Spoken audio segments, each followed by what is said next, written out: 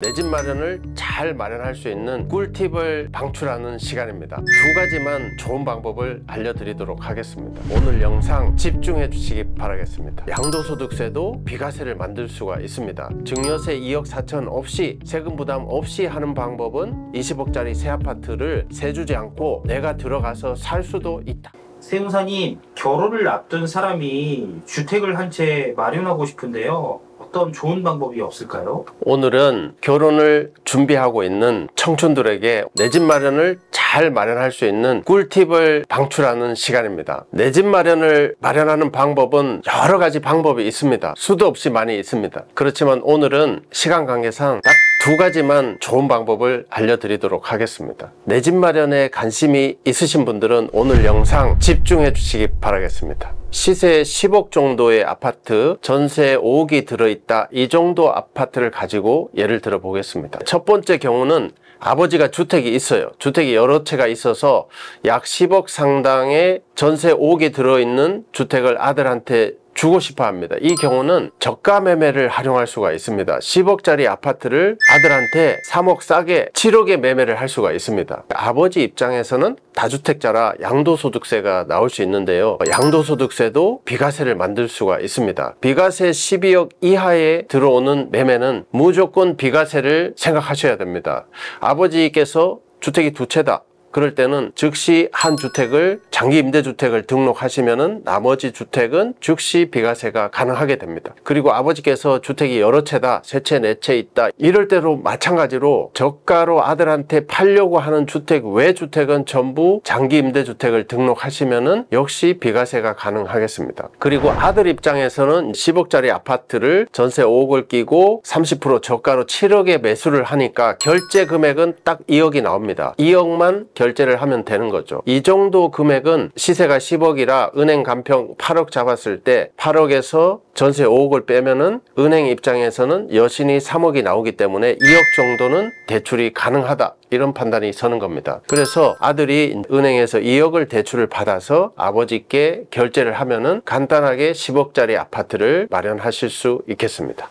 이게 합법적으로 아버지의 10억 아파트를 받을 수 있는 방법이라고 볼 수 있겠네요. 10억짜리 주택을 증여를 받아버리면 증여세가 2억 4천이 나옵니다.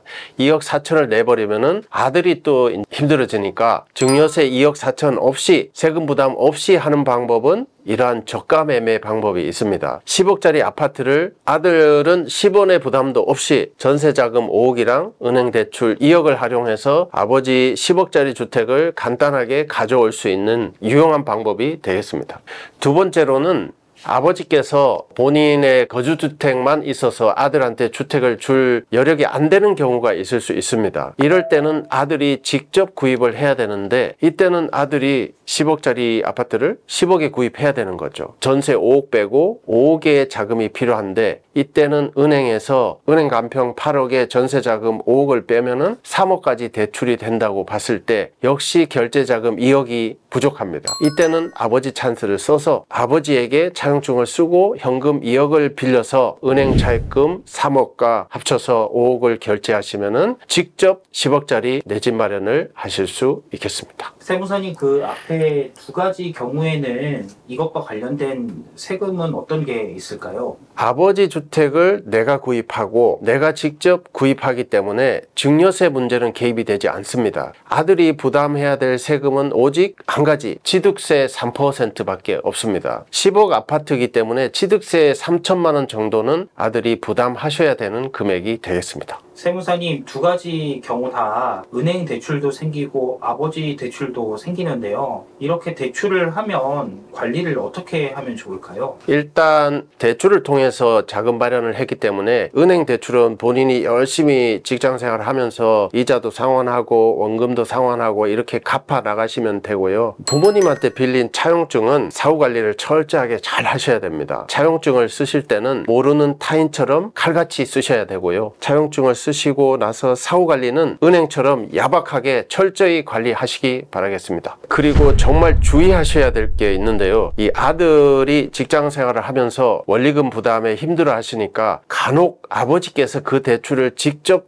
대환해 주시는 경우가 있습니다. 이거 이렇게 하시면 안 됩니다. 아버지께서 아들 대출을 갚아주면은 아들이 은행 채무를 면제받기 때문에 경제적 효과로 봤을 때는 증여가 발생합니다. 그런데 이게 법적으로는 연대 납세 의무가 없어서 아들이 채무 면제를 받고 증여세를 신고를 안 하게 되더라도 아버지가 증여세를 연대 책임을 지지가 않습니다. 간혹 이렇게 활용하시는 분들이 있는데 절대로 하시면 안 됩니다. 법적으로는 연대 납세 의무가 적용이 되지 않지만 국세청, 과세당국 입장에서는 실질과세로 들어가기 때문에 현금 증여로 의제합니다. 아들이 은행 채무 면제로 증여세 신고 납부를 하지 않더라도 아버지한테 연대 책임을 물어서 증여세가 부과될 수 있기 때문입니다. 절대로 아버지께서는 아들의 채무를 갚아주지 마시기 바랍니다. 굳이 아들의 채무를 갚기를 원하시면은 차라리 아들한테 차용증을 쓰고 돈을 빌려줘서 아들이 본인 번 돈하고 합쳐서 아들이 직접 자기 손으로 은행 채무를 갚도록 이렇게 하시기 바라겠습니다. 이렇게 하시면은 증여세 문제가 전혀 개입이 되지 않기 때문입니다.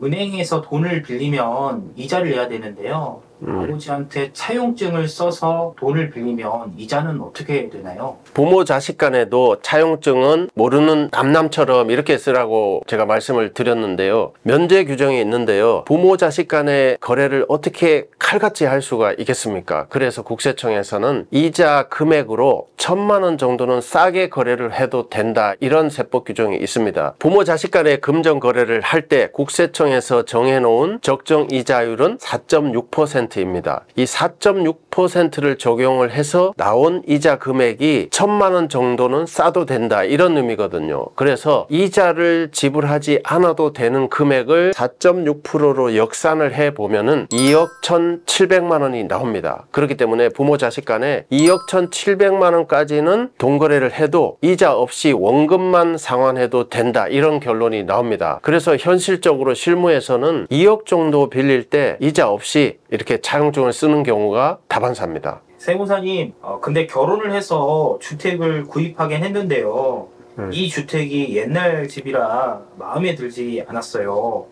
마침 이 주택이 시세가 올라서 10억에서 15억까지 5억이나 올랐는데요. 여기서 20억짜리 신축 아파트로 이사를 가고 싶은데 가능할까요? 싹풀에 질문하시면은 길은 항상 열려 있고 찾으시면은 방법은 엄청 많이 있습니다. 지금 사례의 경우는 5억이나 가격이 올랐잖아요. 얼른 파셔야 됩니다. 15억에 매각을 했을 때 캐시가 15억이 다 손에 잡히는 게 아니잖아요. 일단 전세자금 5억 상환해 줘야 되잖아요. 그럼 본인 수중에 10억이 남잖아요. 그리고 대출이 부모님 차용 은행 대출이 있는데 은행 대출 3억을 갚으면은 본인 수중에는 7억이 남게 되잖아요. 이 7억으로 충분히 20억짜리 분양이 가능합니다. 20억짜리 분양이 중도금 대출이 60%인 경우는 40%의 현금이 필요합니다. 그러면은 8억이 필요한데 본인이 현금 7억을 마련했으니까 20억짜리 새 아파트 분양 받으면서 현금 1억만 열심히 버시면은 20억짜리 새 아파트를 세주지 않고 내가 들어가서 살 수도 있다, 이런 결론이 나오겠습니다. 3년 동안 열심히 1억 정도 모으면 충분히 가능한 이야기겠네요. 3년 동안 혼자서 벌든 예비 배우자랑 합심을 해서 벌든 3년 4년 내에 1억은 열심히 합심하시면 신축 20억짜리를 세를 주지 않고 본인이 충분히 들어가서 살 수 있는 훌륭한 방법이 될 수 있겠습니다. 현금 20억짜리 아파트면 서울의 역세권 아파트라고 생각이 되는데요. 이게 괜히 재테크가 아니겠네요. 네, 이 정도 20억짜리 아파트면은 본인이 원하는 지역에 원하는 곳에 충분히 들어갈 수 있는 방법이 될 수 있겠습니다.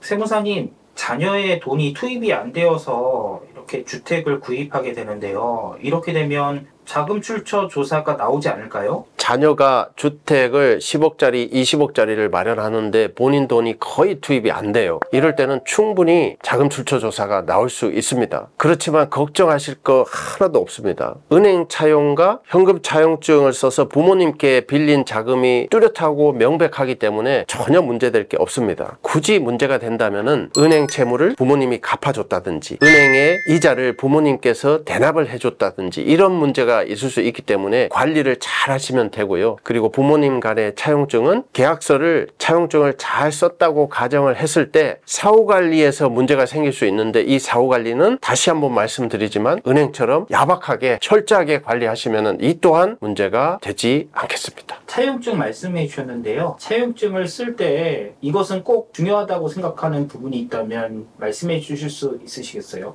네, 차용증은 형식이 그렇게 중요하지 않습니다. 세법은 실질과세가 지배하는 법규이기 때문에 실질적인 내용이 중요합니다. 차용증을 쓰실 때는 동거래를 하는 즉시 차용증을 쓰시고 그 차용증을 쓴 날짜에 바로 증거를 마련해 두시기를 바라겠습니다. 이렇게 하시면은 차용증의 내용에 그 실질의 내용, 동거래를 하는 즉시 그 차용의 의미가 담기기 때문에 차용이라는 입증을 하기가 굉장히 쉬워집니다. 차용증의 형식을 굳이 말씀드리자면은 원금, 이자, 만기, 그리고 빌리는 사람, 빌려가는 사람, 이렇게 내용이 있는데 이 내용 또한 그렇게 중요하진 않습니다. 그냥 육필로 누구누구에게 몇 날 며칠 얼마의 돈을 빌려줬고 얼마의 이자를 받기로 했다, 이렇게 엉성하게 쓰셔도 다 인정될 수가 있기 때문입니다. 다시 한번 말씀드리지만 차용증은 형식보다는 실질적인 내용이 중요합니다. 그리고 돈을 빌렸으면은 빌리는 그날 즉시 차용증을 쓰셔야 합니다. 그 이유는 그 시기를 놓치면은 내가 그거를 차용했다는 입증을 하기가 굉장히 어려워집니다. 가령 차용증을 쓰고 3개월, 6개월 뒤에 차용증을 쓰고 그날 차용증을 입증을 했다. 그러면은 국세청에서는 차용을 하는 날, 돈이 가는 날 그때 증여인지 차용인지 입증이 안 된다고 판단해 버릴 수 있기 때문입니다. 네, 오늘은 대출을 활용한 내 집 마련 재테크 꿀팁을 알려드렸는데요. 내용을 다시 한번 요약해 드리도록 하겠습니다. 첫 번째, 부모님의 주택을 살 때는 아버지께서는 양도소득세,